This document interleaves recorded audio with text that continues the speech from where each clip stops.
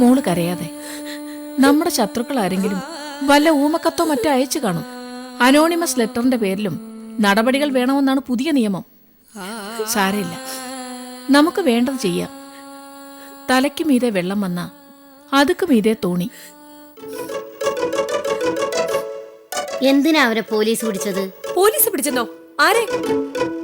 എന്റെ അമ്മയെ കാണാതായപ്പോൾ ഞങ്ങൾ പോലീസിന് വിവരം അറിയിച്ചിരുന്നു. അതൊന്നുമല്ല, 2-3 ദിവസങ്ങളായി നിങ്ങൾ പത്രം വെച്ച് ചില പേരും തുകകളും ഒക്കെ വായിക്കുന്നത് ഞാൻ കേട്ടല്ലോ. അതിനിടയിൽ സുനിൽ 5 ലക്ഷം 10 ലക്ഷം ആക്കി എന്ന് പറയുന്നതും കേട്ടു. 5 ലക്ഷം എങ്ങനെയാ 10 ലക്ഷം ആകുന്നത്? നോട്ട് പ്രസവിക്കുവോ? രാജമ്മ ചേച്ചി, ചേച്ചിക്ക് അറിയാൻ പാടില്ലാത്ത വിഷയങ്ങളെപ്പറ്റി അഭിപ്രായം പറയരുത്. സുനിലിന്റെ കയ്യിൽ ആദ്യം 5 ലക്ഷം ഉണ്ടായിരുന്നു, ഇപ്പോ അത് 10 ലക്ഷമായി. അപ്പോ രണ്ടാമത് വന്ന 5 ലക്ഷം സുനിൽ എവിടുന്നോ മോഷ്ടിച്ചു എന്നർത്ഥം. അതാ പോലീസ് വന്നത്. അനാവശ്യം പറഞ്ഞാലുണ്ടല്ലോ. ഇങ്ങനെയും വിവരക്കേട് പറയുന്ന സ്ത്രീകളുണ്ടോ ഈ നാട്ടിൽ? ഉണ്ടെന്ന് നിനക്കിപ്പോ മനസ്സിലായില്ലേ? കാര്യമറിയാതെ എന്റെ ഭർത്താവിനെ കള്ളനെന്ന് വിളിച്ച നിങ്ങൾ ഈ നിമിഷം ഞങ്ങളുടെ വീട്ടിൽ നിന്ന് ഇറങ്ങണം. മോളെ കോമളം, ആളുകൾ പലതരക്കാരാണ്. കാണാൻ പാടില്ലാത്തത് കാണാനും കേൾക്കാൻ പാടില്ലാത്തത് കേൾക്കാനും തയ്യാറായാൽ മാത്രമേ നമുക്ക് ജീവിക്കാൻ സാധിക്കൂ. അതിഥികളോട് ആതിഥേയരെന്ന നിലയിൽ നമ്മൾ കാണിക്കുന്ന മര്യാദ അതിഥികൾ ഇങ്ങോട്ടും കാണിക്കണം. ഈ സ്ത്രീക്ക് മര്യാദയുമായി എന്തു ബന്ധം? വെറുതെ അല്ല സ്വന്തം മോള് പോലും ഇറക്കി വിട്ടത്. എന്റെ മോൾ എന്നെ ഇറക്കി വിട്ടു, ശരി തന്നെ. പക്ഷേ ഒരു 1-ാം തരം വീട് അവൾ എനിക്ക് വേണ്ടി വാടകയ്ക്ക് എടുത്തിട്ടിട്ടുണ്ട്. ഇനി എന്താ? വലിച്ചെറിഞ്ഞ താക്കോല് കരുണാലയത്തിൽ പോയി തിരിച്ചു മേടിക്കണം. എങ്കിൽ പിന്നെ വേഗം സ്ഥലം വിടണം. പോകാൻ തന്നെയാ എന്റെ തീരുമാനം. പോലീസ് കയറി ഇറങ്ങുന്ന വീട്ടിൽ താമസിച്ചാൽ ഒരു ദിവസം അവർ എന്നെയും പൊക്കിക്കൊണ്ടുപോയി ജയിലിലിടും. വയസ്സുകാലത്ത് ജയിലിൽ കിടന്ന് ചാവാനൊന്നും എനിക്ക് വയ്യ. താൻ നിരന്തരം ചെയ്യുന്ന കർമ്മങ്ങൾ താൻ അനുഭവിച്ചിടുകെന്നേ വരൂ. അത് തന്നെ എനിക്ക് രാജമ്മ ചേച്ചിയോടും പറയാനുള്ളത്. തിന്ന ചോറിനോട് കൂറ് കാണിക്കാത്ത വൃത്തികെട്ട സ്ത്രീ. കോമളം, മതി, ഇനി ഒന്നും പറയണ്ട.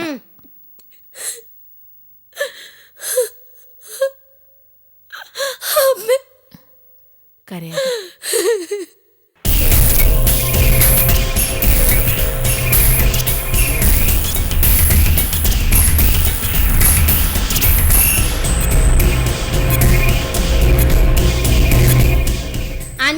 രൂപ പെട്ടെന്ന് 10 ലക്ഷം ആക്കാന്ന് വിചാരിക്കുന്നതേ അത്യാഗ്രഹ.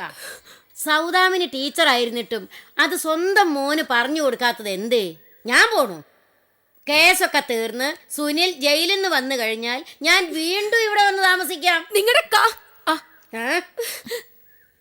പാന്തർപ്പെരുവഴി അമ്പലം തന്നിലെ താന്തരായി കൂടി വിയോഗം വരും പോലെ.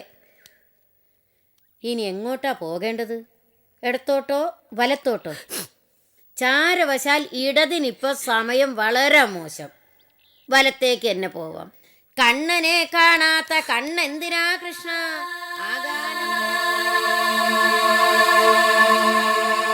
സർ, നമ്മൾ ഈ കാണിക്കുന്ന തികച്ചും അനീതിയാണ്. നല്ല ഭാവിയുള്ള ഒരു ചെറുപ്പക്കാരനെ ക്രിമിനൽ കേസിൽ കൊടുക്കാൻ ശ്രമിക്കുന്നത് നീതിയല്ല. You are my subordinate. ആദ്യം ഞാൻ പറയുന്ന അനുസരിക്കുക. ജോൺസൺ സ്ഥലത്തിന് അഡ്വാൻസ് കൊടുത്തു എന്ന കാരണം പറഞ്ഞ് നീ എൻ്റെ ബന്ധുവായ റസാക്കിനെ സ്റ്റേഷനിൽ കൊണ്ടുവന്ന് മർദ്ദിച്ചില്ലേ? സർ, ലളിതയെ കൊണ്ടുപോയത് ജോൺസനാണ്. തൻ്റെ കാര്യം സാധിച്ചതിന് ശേഷം അയാൾ ലളിത എന്ത് ചെയ്തു എന്നാണ് നമ്മൾ അന്വേഷിക്കേണ്ടത്. അതിന് നമ്മൾ ജോൺസനെ അന്വേഷിച്ച് കണ്ടുപിടിക്കണം.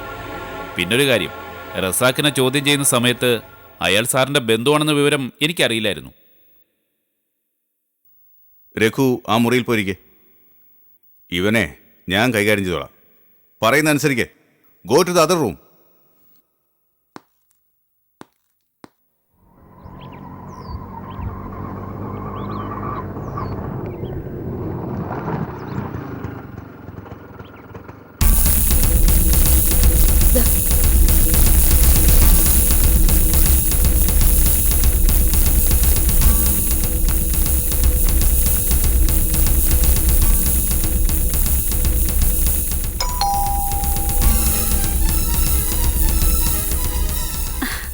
അല്ല, ഇതാരൊക്കെ വന്നിരിക്കുന്നത്?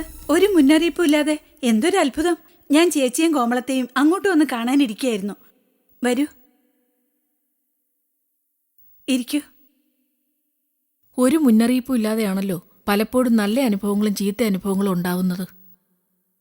ഞങ്ങൾ സുശീല വലിമയുടെ സഹായം തേടി വന്നതാണ്.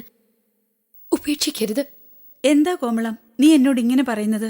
എന്നെ സംബന്ധിച്ചിടത്തോളം എന്റെ അനിയത്തിമാരുടെ മക്കളും എന്റെ സുഭദ്രയും എനിക്ക് ഒരുപോലെയാണ്. നമ്മളിങ്ങനെ നിന്നാലോ? സമാധാനമായി ഇരുന്ന് സംസാരിക്കാം. കൊച്ചേട്ടാ, ഒന്ന് വേഗം ഇങ്ങോട്ട് വരൂ. കോമളവും സൗദാമിനി ചേച്ചിയും വന്നിരിക്കുന്നു.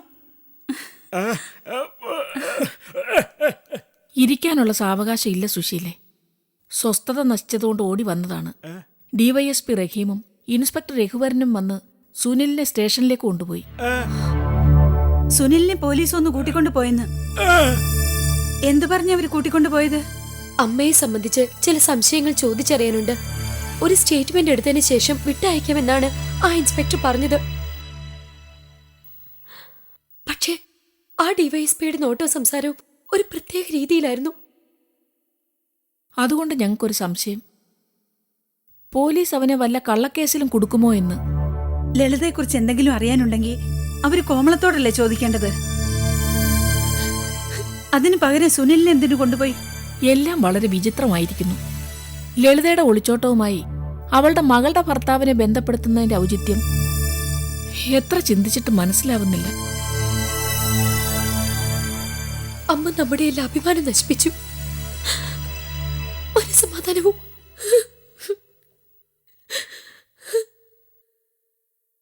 ഞാൻ അഡ്വക്കേറ്റ് തരൻ സാറിനെ ഒന്ന് വിളിച്ച് സംസാരിക്കട്ടെ.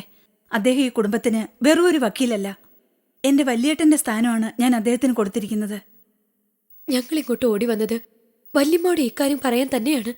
നല്ല വക്കീലന്മാരെ ഒന്നും എനിക്ക് പരിചയമില്ല. ഇനിയെങ്കിലും നിങ്ങൾ അമ്മയും മോളും അവിടെ ഇരിക്കെ. ഞാൻ ചായ എടുക്കാം. അതിനൊന്നും സമയമില്ല സുശീലെ. എത്രയും പെട്ടെന്ന് അഡ്വക്കേറ്റിനെയും കൊണ്ട് പോലീസ് സ്റ്റേഷനിൽ പോയി അവിടെ എന്താണ് നടന്നുകൊണ്ടിരിക്കുന്നതെന്ന് അറിയണം. വക്കീൽ സാർ ഇവിടെ എത്താൻ അരമണിക്കൂറെങ്കിലും എടുക്കും. അദ്ദേഹം കോടതിയിലാണെങ്കിൽ ലഞ്ച് ടൈം വരെ നിങ്ങൾ കാത്തു നിൽക്കണം. ഏതായാലും ഞാൻ ചായ കൊണ്ടുവരാം. ആ,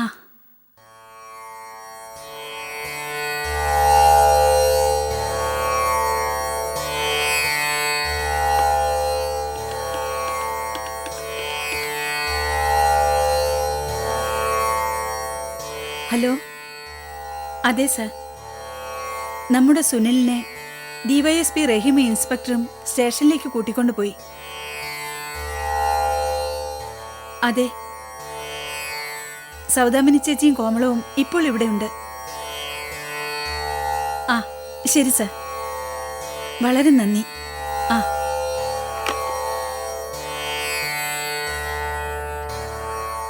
വക്കീൽ സാർ എന്താ പറഞ്ഞത്? അദ്ദേഹം 1 മണിക്കൂറിനുള്ളിൽ ഇവിടെ എത്താമെന്ന്.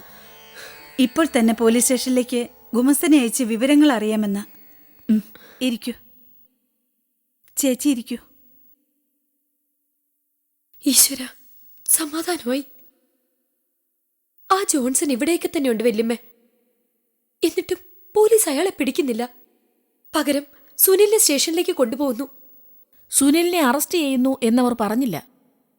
ലളിതയെക്കുറിച്ച് കൂടുതൽ വിവരങ്ങൾ അറിയണം. ഒരു സ്റ്റേറ്റ്മെന്റ് എടുത്തിട്ട് തിരിച്ചയക്കാം എന്നാണ് പറഞ്ഞത്. ജോൺസൺ അമ്മയെ കൊണ്ടുപോയിട്ട് മാസങ്ങളായില്ലേ? അമ്മ അയാള് കൊന്നു കാണുമെന്ന് എന്റെ ഭയം. ഇപ്പോൾ ഒരു പക്ഷെ പോലീസ് ഡെഡ് ബോഡി വല്ല സ്ഥലത്ത് കിടക്കുന്ന കണ്ടു കാണും.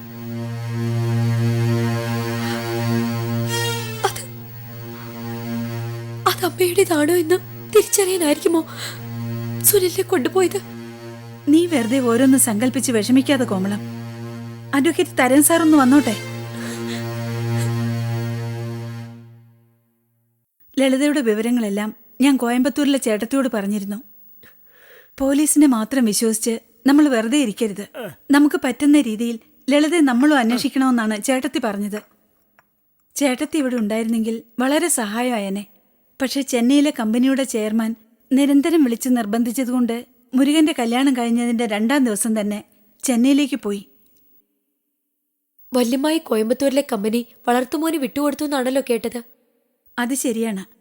പക്ഷെ ഇപ്പോൾ ചെന്നൈയിലുള്ള ഒരു ഗാർമെന്റ് എക്സ്പോർട്ട് കമ്പനിയുടെ CEO ആയി ചാർജ് എടുത്തു. എങ്കിലും എനിക്കൊരാപത്ത് വന്നു എന്ന് കേട്ടാൽ എത്ര തിരക്കുണ്ടെങ്കിലും ചേട്ടത്തി ഓടിയെത്തും. ബുദ്ധിമുട്ടില്ലെങ്കിൽ സുനിലിനെ പോലീസ് സ്റ്റേഷനിലേക്ക് കൊണ്ടുപോയ കാര്യം സുശീല വിശാലാക്ഷി അമ്മാളിനോടൊന്ന് സൂചിപ്പിക്കണം. തീർച്ചയായും ഞാൻ ചേട്ടത്തെ വിളിച്ച് സംസാരിക്കാം. ആ അഡ്വക്കേറ്റ് വന്നിട്ട് കാര്യങ്ങൾ അറിയട്ടെ. സുനിലിനെ സ്റ്റേഷനിൽ നിന്ന് ഇന്ന് തന്നെ തിരിച്ചു വിടുന്നില്ലെങ്കിൽ ഇന്ന് രാത്രി തന്നെ ഞാൻ ചേട്ടത്തിയോട് സംസാരിച്ചോളാം.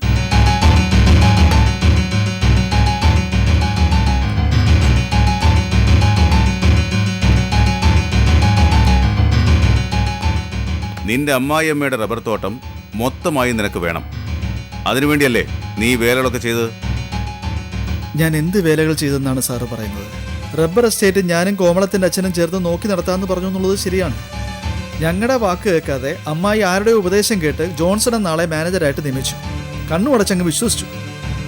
അയാളുടെ നാട്യങ്ങളിലൊക്കെ അമ്മായി വീണു. വിവാഹിതനാണെന്നും ഭാര്യയുടെ പേര് കൊച്ചുറാണി എന്നാണെന്നുമാണ് ഞങ്ങളോട് പറഞ്ഞത്. അതൊക്കെ പച്ചക്കള്ളമായിരുന്നു. അയാളെ അന്ധമായി വിശ്വസിച്ച് അമ്മായി കൂടെ പോയി.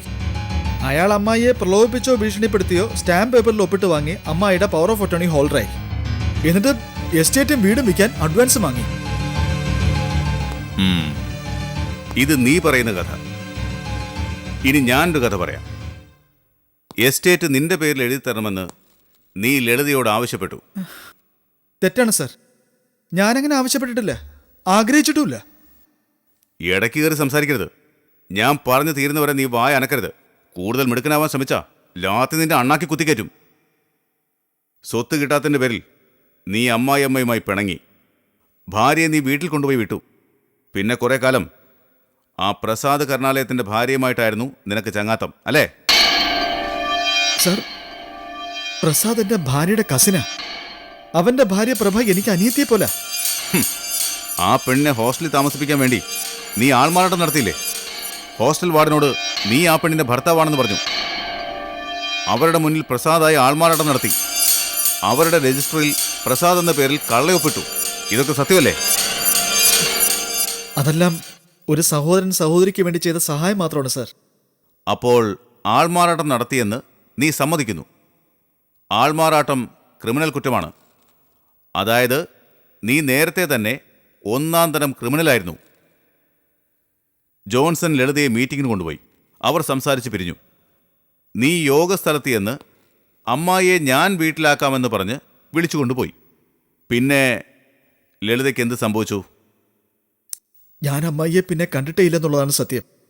അമ്മായിയെ കാണാതായ കാര്യം അപമാന ഭയം കൊണ്ട് കോമളത്തിൻ്റെ അച്ഛൻ മറച്ചു വെച്ചു. ആരോടും പറഞ്ഞില്ല. പിന്നൊരു ദിവസം എൻ്റെ വീട്ടിൽ വന്ന് എല്ലാ കാര്യങ്ങളും പറഞ്ഞു. ആ, അപ്പോൾ തൽക്കാലം പോലീസിനെ അറിയിക്കണ്ട എന്ന് നീ അമ്മ അവനോട് പറഞ്ഞു. എടാ സുനിലേ, നീ തെറ്റ് ചെയ്തിട്ടില്ലെങ്കിൽ അപ്പോൾ തന്നെ നിന്റെ അമ്മാവനെയും കൂട്ടി പോലീസ് സ്റ്റേഷനിലേക്ക് വരേണ്ടതല്ലേ? എന്തുകൊണ്ട് നീ അത് ചെയ്തില്ല? അപ്പോഴേക്കും നീ ലളിതയെ കൊന്നു കഴിഞ്ഞിരുന്നു.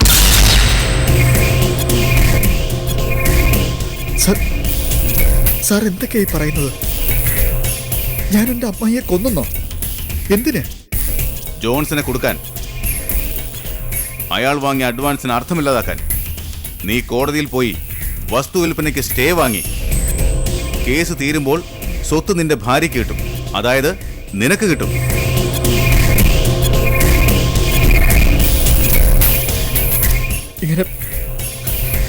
ഇങ്ങനെ കള്ളങ്ങൾ മാത്രം ചേർത്ത് വെച്ച് കഥയുണ്ടാക്കി നിരപരാധിയായ എൻ്റെ അഭിമാനം നശിപ്പിക്കരുത് സാർ.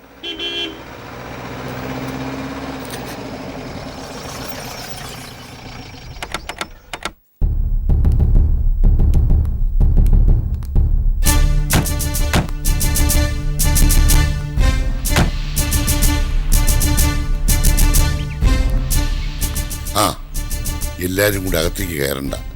ടീച്ചറും കോമളും കൂടെ നിൽക്കൂ. ഞാനും സുശീലയും അകത്തേക്ക് പോകാം. വരൂ.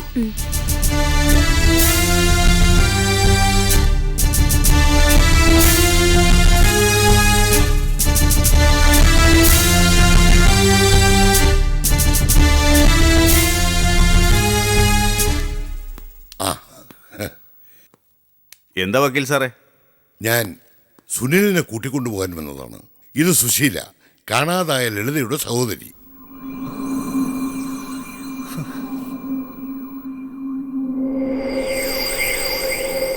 പേരിന് സഹോദരി, യഥാർത്ഥ ജീവിതത്തിൽ ഏറ്റവും വലിയ ശത്രു. ഞാൻ എൻ്റെ 2 സഹോദരിമാരുടെ ശത്രുവല്ല. മിസ്റ്റർ റഹീം, നിരപരാധികളെ കേസിൽ കൊടുക്കുന്നത് നിങ്ങളുടെ സ്ഥിരം തൊഴിലാണല്ലോ.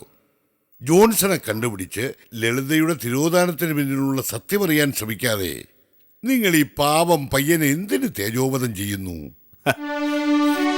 ഇവൻ ക്രിമിനലാണ്.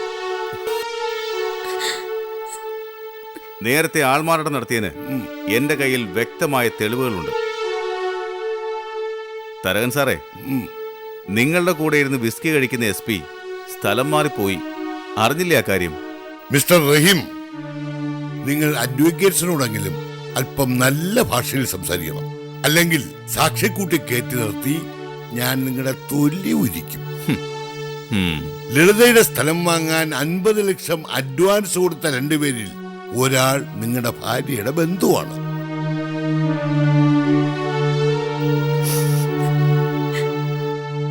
എന്റെ കയ്യിലുമുണ്ട് തെളിവുകൾ. റഹീം, ദൈവത്തിന്റെ പേര് ഇങ്ങനെയും ദുർവിനിയോഗം ചെയ്യപ്പെടുന്നുണ്ടല്ലോ. വക്കീലേ, ഓ, ഇവിടെ വാദമൊന്നും വേണ്ട. നാളെ ഞാൻ ഇവനെ കോടതിയിൽ ഹാജരാക്കും. അവിടെ വന്ന് വാദിച്ച് ജാമ്യം എടുത്തോ. ആ,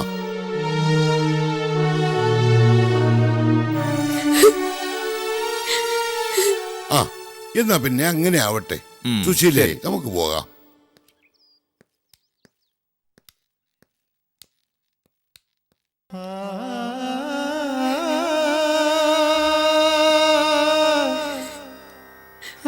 വരൂ.